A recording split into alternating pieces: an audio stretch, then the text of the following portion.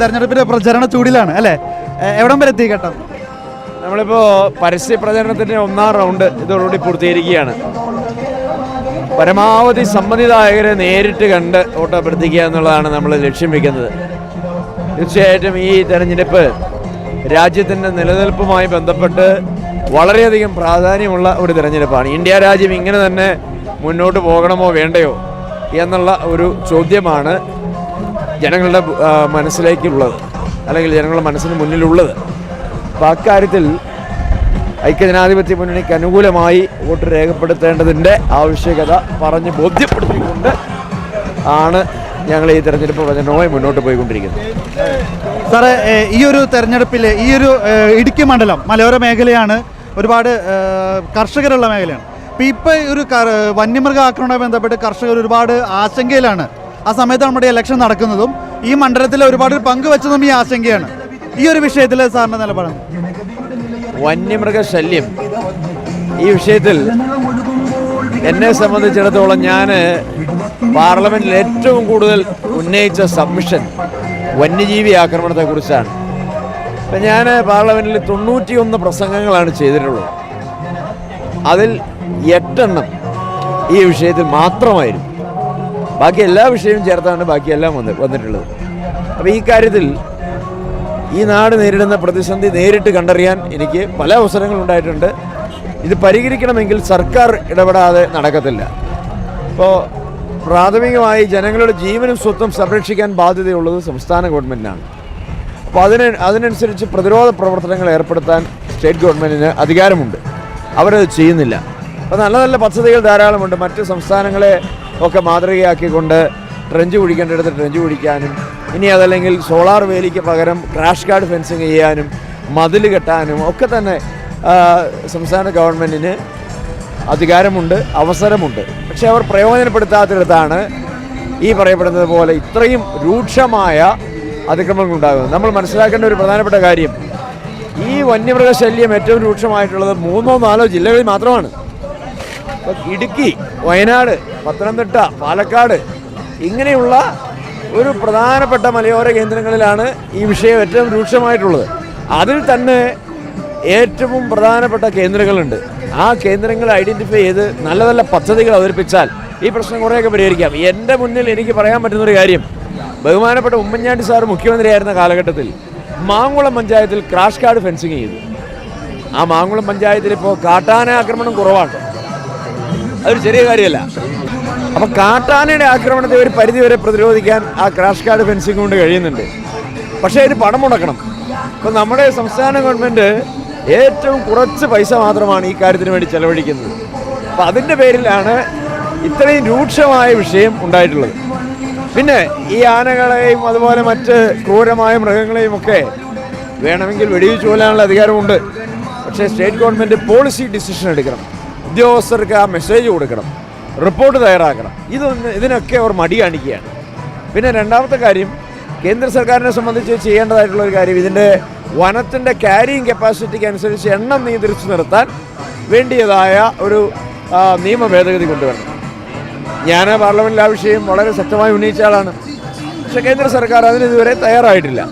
അപ്പോൾ ഇങ്ങനെ 2 ഗവൺമെൻറ്റുകളും തികഞ്ഞ ഉത്തരവാദിത്വ ബോധത്തോടു കൂടി പെരുമാറിയെങ്കിൽ മാത്രമേ ഈ പ്രശ്നം ശാശ്വതമായി പരിഹരിക്കപ്പെടത്തുള്ളൂ. നമ്മൾ ജനപ്രതിനിധി എന്നുള്ള നിലയിൽ ഈ വിഷയം പാർലമെൻറ്റിനുള്ളിലും പുറത്തും ഒക്കെ തന്നെ ഉന്നയിച്ചു. അതോടൊപ്പം തന്നെ ജനകീയമായ സമരങ്ങൾക്കും നേതൃത്വം കൊടുത്തിട്ടുണ്ട് എന്നുള്ളതാണ് ഈ കാര്യവുമായി ബന്ധപ്പെട്ട് പറയാനുള്ളത്. ഇതിനിയും തുടരും. തെരഞ്ഞെടുപ്പിൽ ജയിച്ചാൽ നിശ്ചയമായും ഇക്കാര്യത്തിൽ ശക്തമായ ഇടപെടലിലൂടെ മുന്നോട്ട് പോകും. അതോടൊപ്പം തന്നെ ഒരു കാര്യം തീരുമാനിച്ചിട്ടുണ്ട്, നമ്മുടെ ഗവൺമെൻറ് പൂർണ്ണ പരാജയമാണ് ഫണ്ട് മുടക്കുന്ന കാര്യത്തിൽ.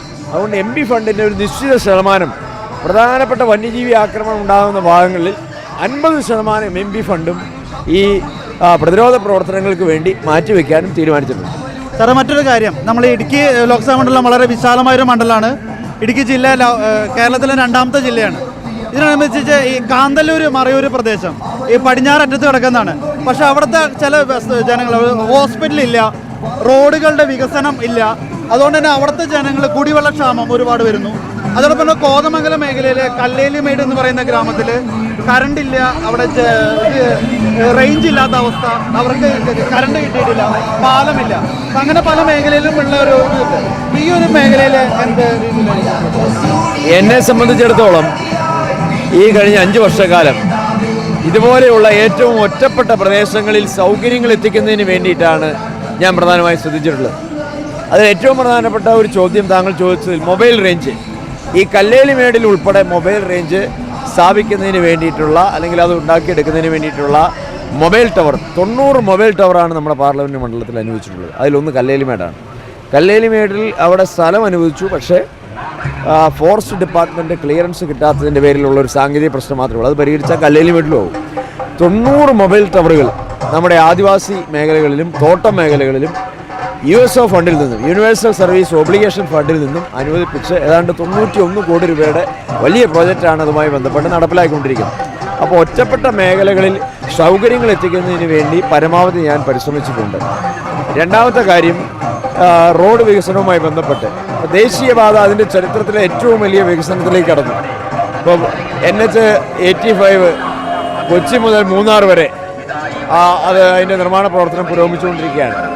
നേരിമംഗലത്ത് പുതിയ പാലം അനുവദിച്ചു എന്നതുപോലെ നമ്മുടെ അടിമാലി കുമളി ദേശീയപാത അത് 18 മീറ്റർ വീതിയാക്കി വികസിപ്പിക്കുകയാണ്. മുണ്ടക്കയം കുമളി ദേശീയപാത അതും 18 മീറ്റർ വീതിയാക്കി വികസിപ്പിക്കുകയാണ്. വണ്ടിപ്പെരിയാറിലും കട്ടപ്പനയിലും ചെറുതോണിയിലും അടിമാലിയിലും ബൈപ്പാസ് അനുവദിച്ചു. മൂവാറ്റുപുഴയിലും കോതമംഗലത്തും ബൈപ്പാസ് അനുവദിച്ചു. ഇനി മലയോര മേഖലയിൽ ഇപ്പോൾ താങ്കൾ ആദ്യം ചൂണ്ടിക്കാണിച്ച മറയൂർ, കാന്തല്ലൂർ ഉൾപ്പെടെയുള്ള പ്രദേശങ്ങളിൽ അവിടെ ഇപ്പോൾ ട്രൈബൽ മേഖലയിലേക്ക് കൂടുതലായി MP ഫണ്ട് നൽകിക്കൊണ്ട് അതുവഴി ചെയ്യാൻ പറ്റാവുന്ന കാര്യങ്ങൾക്ക് ഞാൻ മുൻഗണന കൊടുത്തിട്ടുണ്ട്. ഇപ്പോൾ നമ്മുടെ ആദിവാസി ഊരുകളിലൊക്കെ അവർ നേരിടുന്ന പ്രശ്നങ്ങൾ പരിഹരിക്കാൻ വേണ്ടി, അടിസ്ഥാന സൗകര്യ പ്രശ്നങ്ങൾ പരിഹരിക്കുന്നതിന് വേണ്ടി നല്ല നിലയിൽ റോഡ് വികസനം യാഥാർത്ഥ്യമാക്കാൻ വേണ്ടി MP ഫണ്ട് നല്ല നിലയിൽ തന്നെ ട്രൈബൽ മേഖലയിൽ ചെലവഴിച്ചിട്ടുണ്ട് എന്നുള്ളതാണ് ഇതുമായി ബന്ധപ്പെട്ട് എനിക്ക് പറയാനുള്ളത്. സാറേ, ഇനിയുള്ള MP ആവുമ്പോൾ ഇനിയുള്ള സ്വപ്നങ്ങൾ, ഇടുക്കി മണ്ഡലത്തിൻ്റെ വികസന സ്വപ്നങ്ങൾ എന്തൊക്കെയാണ്? നമ്മുടെ നാട്ടിലെ ചെറുപ്പക്കാർ അവരാരും ഇവിടെ നിൽക്കുന്നില്ല, അവരെല്ലാം വിട്ടുപോവുകയാണ്, വിദേശ രാജ്യങ്ങളിലേക്കാണ്. അപ്പോൾ അവരുടെ ആത്മവിശ്വാസം നഷ്ടപ്പെട്ട ഒരു സ്ഥിതിയാണ്. അപ്പോൾ അവർക്ക് ആത്മവിശ്വാസം പകർന്നുകൊണ്ട് വികസന പദ്ധതികൾ നടപ്പിലാക്കുക എന്നുള്ളതാണ്. ഞാൻ ആദ്യം പറഞ്ഞല്ലോ, ഇവിടെ സൗകര്യങ്ങൾ കൂടുതലായി വർദ്ധിപ്പിക്കുക എന്നുള്ളതാണ്.